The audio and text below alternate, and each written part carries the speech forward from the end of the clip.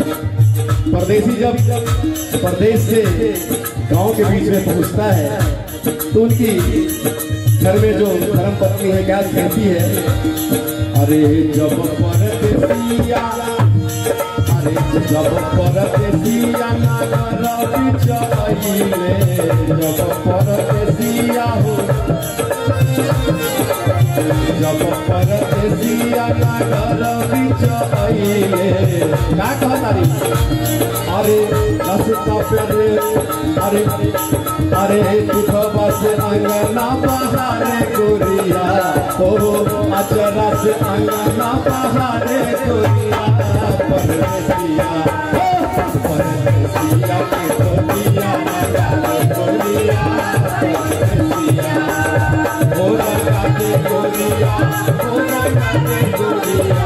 गोरा काटे गोरिया, गोरा काटे गोरिया, परदेसिया परदेसिया के गोरिया गोरिया, परदेसिया